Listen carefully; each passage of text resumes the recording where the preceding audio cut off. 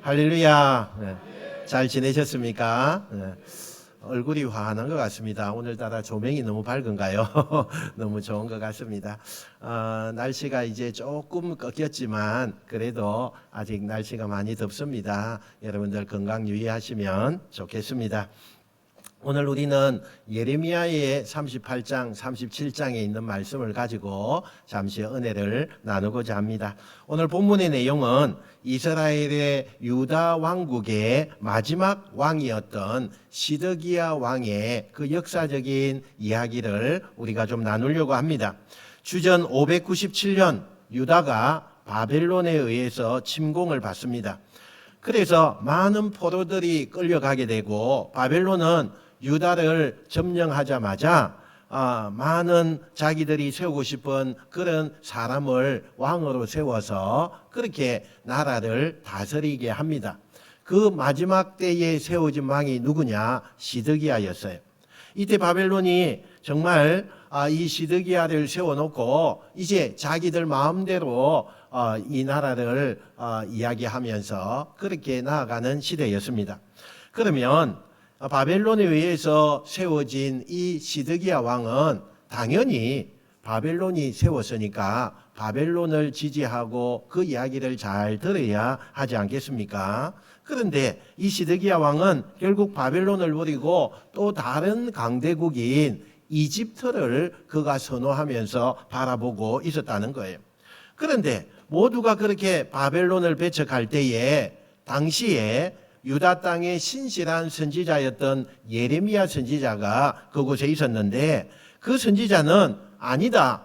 하나님께서 지금 바벨론을 들어서 우리 유다 땅을 이렇게 침략하게 하고 우리가 그들의 지배를 받는 것은 하나님의 인도하심이다. 하나님이 우리에게 깨닫고 돌아서고 교훈을 주기 위해서 그런 것이기 때문에 우리는 그 하나님의 뜻에 순종해야 된다. 바벨론에 우리가 따라가는 것은 아니다. 이렇게 말을 하게 되어집니다. 그때마다 많은 시드기야 왕을 비롯한 정치인들이 예레미야의 그 이야기를 듣고는 자기들의 의견과 좀 다르다는 그 이유 때문에 예레미야를 매국노라고 그렇게 지칭을 합니다. 그러는 가운데 바벨론 왕은 자기 말을 듣지 않는 이 시드기야를 혼내기 위해서 군대를 파송해서 예루살렘을 겹겹이 포위합니다. 이때 너무나 다급해진 이 시드기야 왕이 오늘 성경에 보니까 두 가지를 선택을 해요. 하나는 갑자기 하나님의 말씀 레위기의 율법을 꺼내어 들고는 당시 이스라엘의 귀족들이 데리고 있는 그 노예들이 있었는데 그 노예들을 뜬금없이 해방시키는 거예요. 왜 그랬을까요? 왜 뜬금없이 노예들을 해방시켰을까? 여러분 혹시나 하나님이 이렇게 하면 우리를 좀 예쁘게 보아주셔서 지금 이 위기에서 우리를 도와주지 않을까? 그런 생각을 이 시드기야 왕이 했다는 거예요. 그리고 시드기야가 곧바로 자신이 지지하고 있는 이집트 왕에게 도움을 요청합니다. 그러니까 이집트 왕이 알았다. 그리고는 군대를 파견해줘요. 그래서 예루살렘을 겹겹이 에워싸고 있는 이 바벨론이 뒤에서 이집트 군대가 온다는 소식을 듣고는 일단 예루살렘 포위를 접고 이집트와 전쟁을 하기 위해서 한 발 물러서게 되어집니다. 이때 유일하게 시드기야 왕이 망하기 직전에 자유를 잠깐 누리는 시간이 되었다는 거예요. 여러분 오늘 성경에 보니까 잠시 하나님께서 예루살렘을 포위하는 것을 명쾌하고 자유를 주었을 때에 이 시드기야 왕이 갑자기 신하 몇 명을 뽑아가지고 하나님의 종 선지자 예레미야에게 왕이 사람을 보냅니다. 그러면서 왕이 부탁을 해요. 무슨 부탁을 하느냐? 하나님께 기도해서 이 전쟁이 우리나라가 완전히 이길 수 있도록 그렇게 하나님께 기도해 달라. 이런 부탁을 왕이 예레미야에게 합니다. 여기에는 어떤 마음이 있는 거냐면 이 시드기야 왕이요 지금으로부터 120년 전에 지금처럼 비슷한 상황이 벌어진 때가 있었어요. 당시에 아수르가 군대 18만 5천 명을 동원해서 예루살렘 그 성을 에워싸고 겹겹이 에워싸고 포위했던 적이 있었어요. 그래서 아주 위기를 맞는 그 상황에 있었는데 지금과 너무나 비슷한 거죠. 지금 시드기야는 바벨론에게 포위를 당한 거고 120년 전에는 히스기야 왕 때에 아수르라는 나라에 포위를 당하게 된 거 아닙니까? 당시에는 이사야 선지자가 있었는데 그 이사야 선지자를 찾아가서 하나님 앞에 기도해 달라라고 엎드려서 하나님의 도움을 받아가지고 아수르 18만 5천 명을 전멸하고 나라를 구한 적이 있었어요. 이걸 이 왕이, 시드기야 왕이 알고 있었다는 거예요. 그래서 그때를 떠올리면서 하나님의 도움을 받았으면 좋겠다. 그래서 예레미야에게 기도를 부탁하고 있는 것입니다. 그런데 그렇게 기대하고 기도를 했는데 하나님께서 이 시드기야 왕에게 어떤 답변을 주시느냐?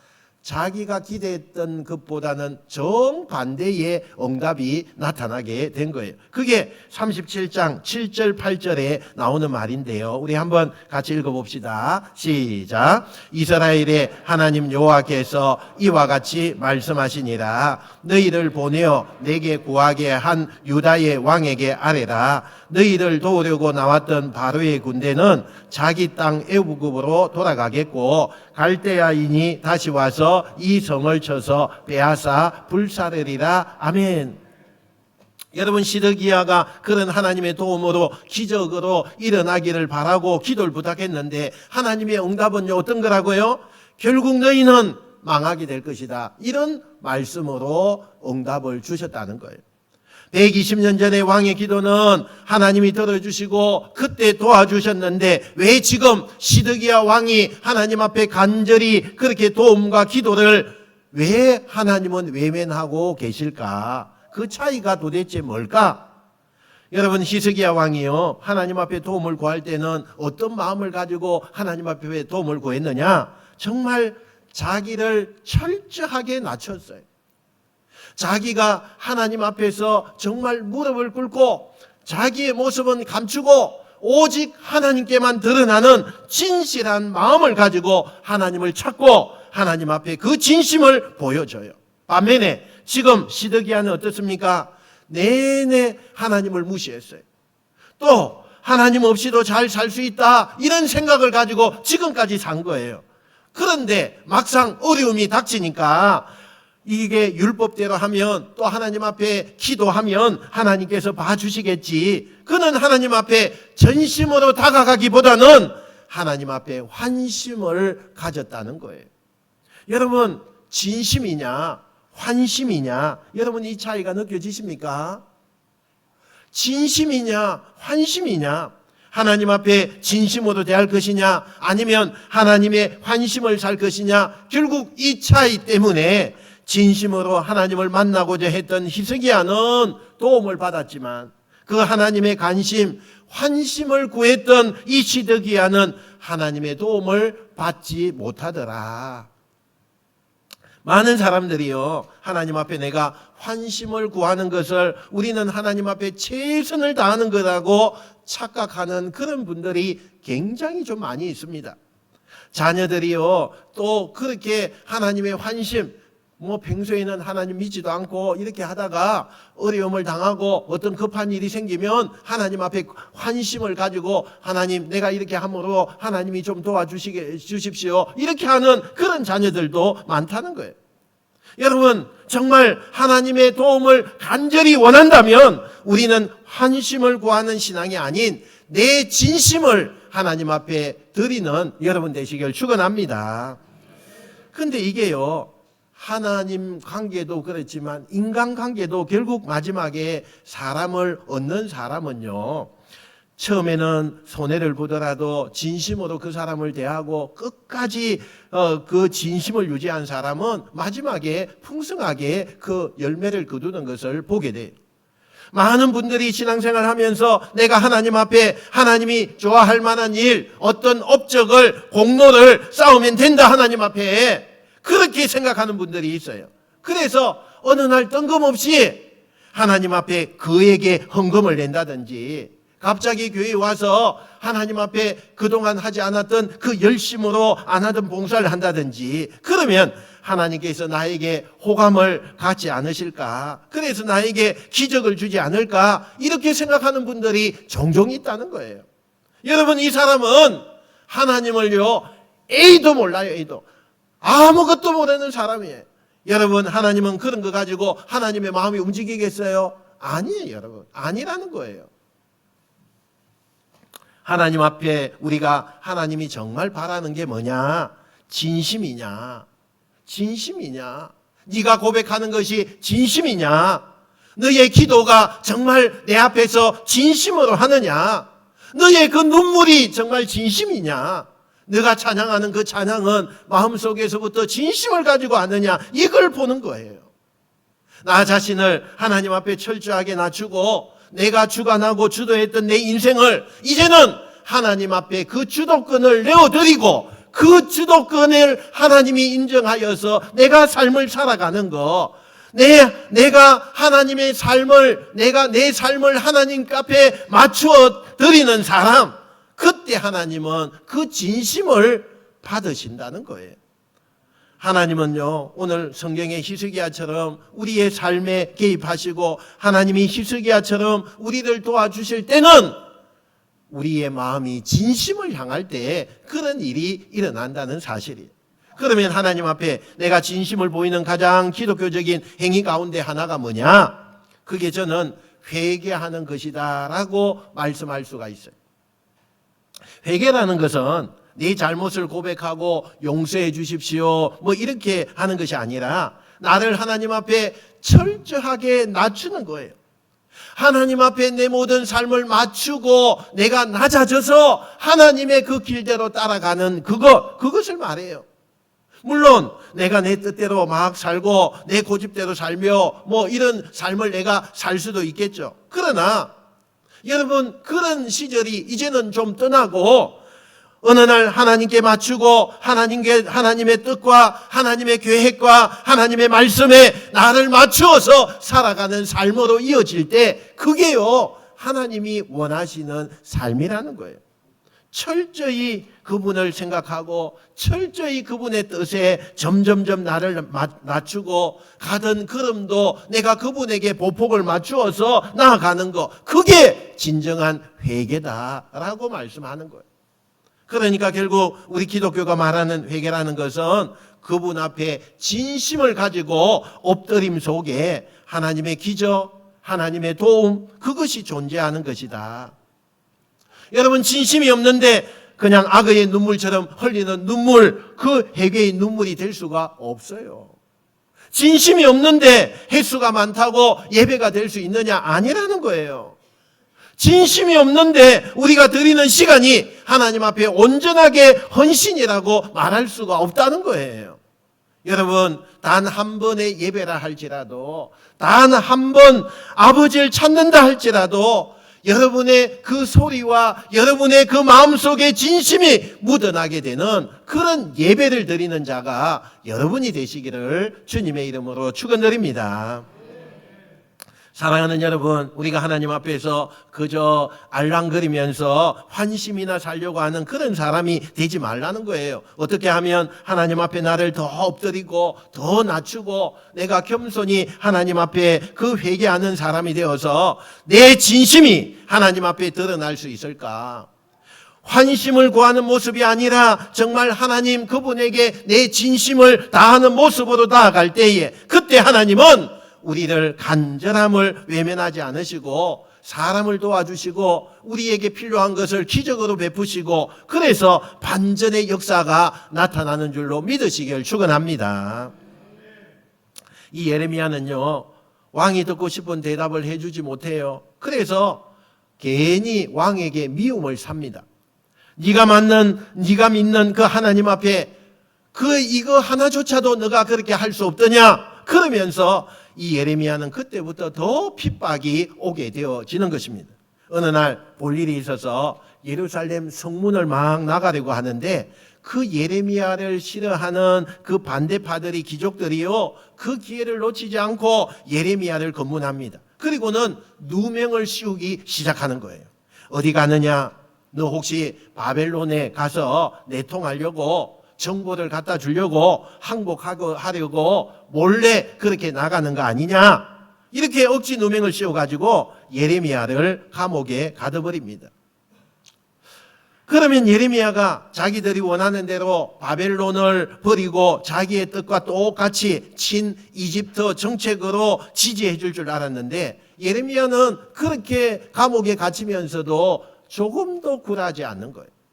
하나님이 우리에게 원하시는 것은 우리가 회개하고 하나님을 두려워하고 우리가 이 바벨론에게 항복하는 것, 이것이 하나님의 뜻인 것을 이 역사의 한복판에서 알아야 된다. 그 얘기를 계속하니까 분노한 귀족들이요, 더 이상 이 예레미야를 살려둘 수 없다, 그렇게 생각을 해요. 그래서 그 당시에 가장 잔혹한 물탱크 웅덩이 그 교도소가 있는데 그 예레미야를요 그곳에 가두어 버립니다.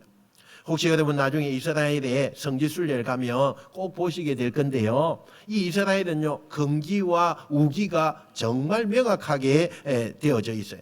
그래서 우기 때는 빗물을 많이 저장할 수 있는 웅덩이를 많이 파놔요. 그 웅덩이 속에 비가 많이 올 때 빗물을 모아놨다가 이제는 금기가 되면요 그것을 퍼서 그렇게 생활하는 그런 풍속이 많이 있었어요. 그래서 그 운물을 파게 되는데, 심지어는 이 운물이요 얼마나 깊냐, 한 8m 정도 되는 운물들이래요. 그러니까요 굉장히 깊은 웅덩이를 파는 거죠. 그러니까 건기 때는 물 한 방울도 없는 거기에다가요 사람을 던져놓고 거기서 물도 주지 않고 음식도 주지 않아 가지고 결국이 사람들이 그 안에서 굶어 죽는 너무나 고통스러운 감옥이 물탱크 감옥이라는 거예요. 예레미야를 거기에 가두고 그렇게 죽이려는 거예요. 지금 예레미야는 최대의 위기를 맞았습니다. 아무도 예레미야 편이 없어요. 예레미야를 도와줄 사람은 아무도 없는 거예요. 그런데 이때 예레미야를 돕는 한 사람이 나타나요. 그는 왕궁에서 가장 힘없고 가장 별 볼 일 없는 그런 왕궁에 사람 중에 한 내시가 있는데, 이 내시는요 이방인이에요. 성경에 보니까 에디오피아 사람, 흑인이에요. 흑인이에요. 이 에벡 멜렉이라고 하는 이 흑인 내시이면서 저 아프리카 사람 하나가요 아주 낮은 지위에 있으면서 왕궁에서 일을 하고 있었는데, 이 사람은요 자기는 외톨이인 거예요. 아무도 자기 편이 되어주는 사람이 없어요. 그런데 다수의 귀족들이, 왕 주변에 있는 사람들이 저 예레미야를 너무나 고통스럽게 하고 말도 안 되는 그 누명을 씌워서 죽이고 있는데, 이건 아무리 자기가 봐도 아니라는 거예요. 이건 정당한 것이 아니에요. 잘못된 거예요. 그래서 이 내시가 자기의 목숨을 내어놓고 왕에게 나가서 간청을 하게 돼요. 왕이시여, 지금 왕께서는 우리가 너무나 큰 잘못을 범하고 있습니다. 어떻게 하나님의 종을 저렇게 고통 가운데서 죽게 내버려 두십니까? 잘 생각해 보십시오. 저 사람이 잘못한 게 없습니다. 그리고 이 내시가 자기의 목을 내어놓고요 예레미야를 살려달라고 간청을 하니까, 왕이 그 간청하는 그 내시를 보고 마음이 움직이는 거예요. 그래서 군인 30명을 내줘서 죽기 직전에, 아사 직전에 이 예레미야를 우물에서 건져내게 되어집니다. 여러분, 같은 동족 가운데도 다 예레미야를 죽여야 된다고 그렇게 다 한패가 되어 있는데, 오늘 저 아프리카에서 온 힘없는 이방 사람이 왜 예레미야를 살려야 된다고 이야기하고 있을까? 이게 뭐냐 하면요, 우리는요 다수의 의견, 대다수의 여론이 정답이라고 생각을 해요. 이 이방인은 이 사건을 보면서 다수가 다 맞다고 이야기해도 저건 아니다, 저건 너무나 억울한 일이다, 그렇게 생각을 했다는 거예요. 이게 하나님의 눈이죠. 당시에 그 왕 옆에 있던 대다수의 귀족들은 우리는 같은 유대인들이야, 우리는 하나님을 믿는 같은 백성들이야, 그래서 우리는 하나님 앞에 이런 권리가 있어, 이렇게 늘 주장했었거든요. 그래서 예레미야가 하는 그 얘기가 틀려서가 아니라 자기들 이야기와 안 맞으니까 예레미야를 매국노로 취급을 하게 되었다는 거예요. 여러분, 하나님의 말씀이 틀려서 안 듣는 겁니까? 아니면 내 생각, 내 계획, 이것이 달라서 안 듣는 겁니까? 여러분, 누구에게도 다 한번 물어보세요. 하나님의 말씀이 틀린 말씀이다. 하나님의 말씀은 말도 안 된다. 이렇게 말하는 사람은 없다는 거예요. 그런데 하나님의 말씀을 안 듣는 이유가 도대체 왜 말을 안 듣느냐는 거예요. 저와 여러분도 왜 말을 안 들어요, 하나님의 말씀을? 그 이유가 좀 궁금하잖아요. 여러분, 안 듣는 이유는요, 내 생각이 있어요. 내 생각이 있고 내 계획이 있고 내 뜻이 있는 거예요. 그런데 하나님의 말씀이 내 생각과 내 뜻에 맞추어지지가 않는 거예요. 그러니까 나는 이게 우선인데, 나는 이렇게 살고 싶은데 하나님의 말씀이 내 생각과 내 주장과 내 계획과 너무나 다르기 때문에 그 말씀을 안 들으려고 하는 거예요. 안 듣는 거죠. 이 이방인은 다수의 논리보다 하나님의 뜻이 무엇일까? 이것을 생각했다는 거예요. 그래서 객관적인 눈을 가지고, 하나님이 주시는 눈을 가지고 그걸 바라보았다는 거예요. 아마도 그가 이 사건과 무관한 제3자들, 만약에 자기처럼 이방인이었다면, 유대인이 아닌 누군가에게 물어봤다면 아마도 비슷한, 요 내시와 같이 비슷한 이야기를 했을 거예요.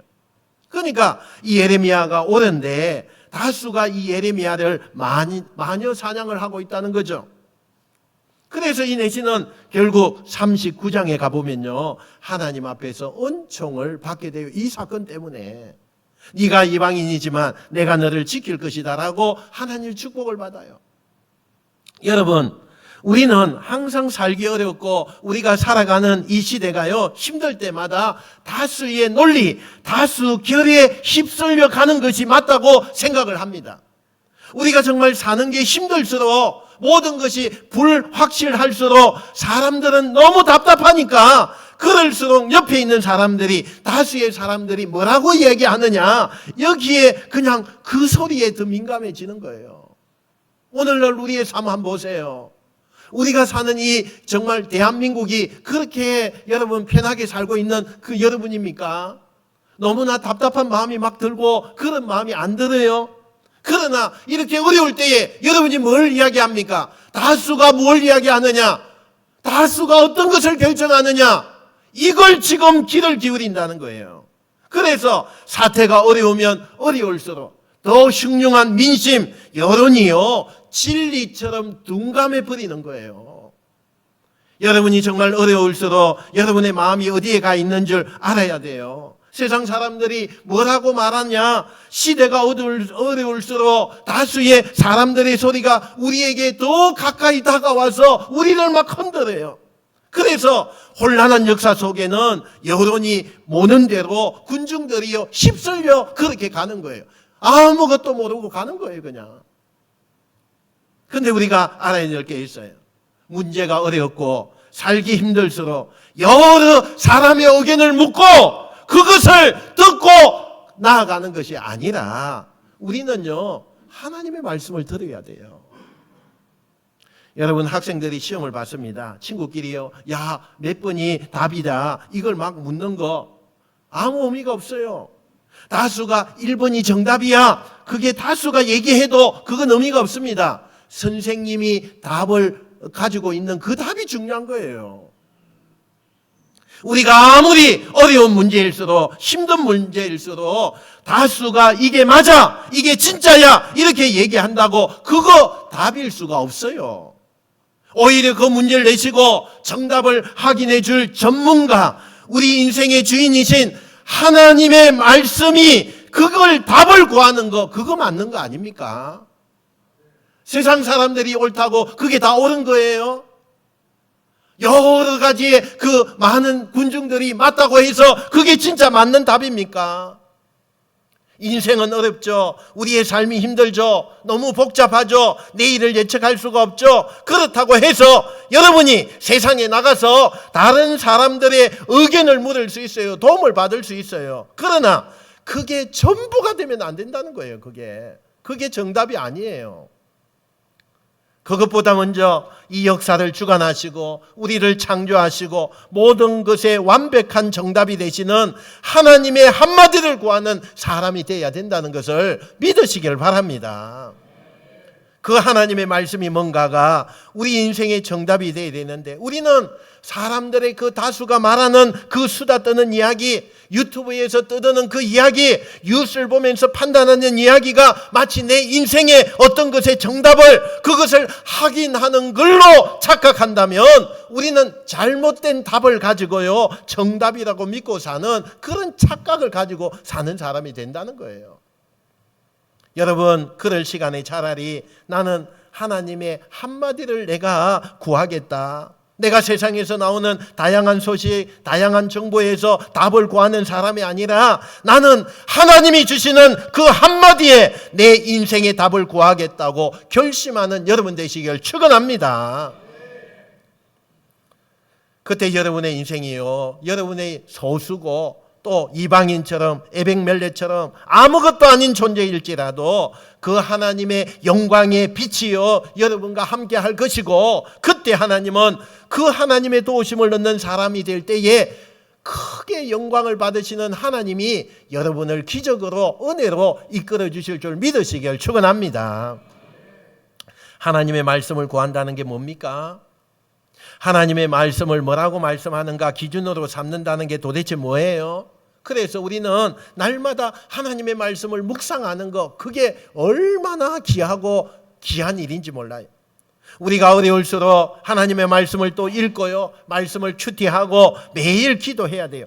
시대가 어렵지 않습니까? 혼란스럽지 않습니까? 그래서 우리는 어렵기 때문에, 혼돈스럽기 때문에 하나님의 도움이 절실히 필요해요. 근데 제발 무작정 구하지 마세요. 무작정 여러분 도움을 받아야 되는 것처럼 그렇게 하지 마세요. 그 하나님이 기뻐하시는 것이 무엇인가? 그런 자세와 그런 사람으로 하나님 앞에 구하는 인생이 돼야 돼요. 지금까지는 내가 하나님 앞에 환심을 구하면서 도움을 받으려고 했다면, 이제는 엎드리고 그분 앞에 더 낮아지고 그분의 뜻에 나를 맡기는 진심으로 내가 그분을 만나는 자가 돼야 돼요. 여러분이 잘났으면 얼마나 잘났어요. 정말 하늘에 하나님께서 여러분을 보시고 참 그래 너는 나보다 더 낫구나 이렇게 말할 사람이 누가 있겠어요? 여러분이 얼마나 잘났으면 잘났겠어요. 그런데 하나님 앞에 비교하면요, 아무것도 아니에요. 아무것도 아니에요.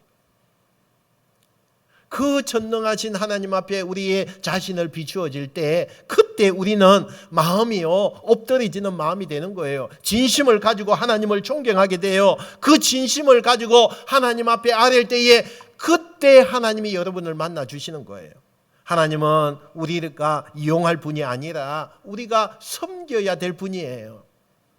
어중이 떠중이 다수결의 의견을 구하지 말고 이 세상의 최고의 전문가이신 하나님 앞에 묻고 그 하나님의 한마디를 구할 때 우리의 인생은 좋은 도움으로 하나님이 인도하시는 그 길로 나아가게 될 줄로 믿습니다. 우리 한번 따라합시다. 하나님이 도우시면 안 될 일이 없습니다. 할렐루야. 여러분 믿으십니까? 하나님이 도우시면요 안 될 일이 없어요. 여러분 이것도 믿지 않는 사람이 얼마나 많은지 몰라요. 하나님이 도우시면 안 되는 일이 없습니다. 불가능, 사람들의 포기, 거기에 하나님이 도우시면 가능으로 기적으로 바꾸어 주실 것입니다.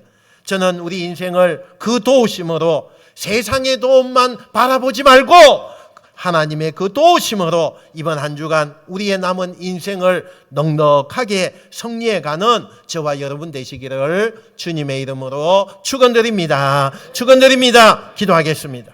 하나님 아버지, 은혜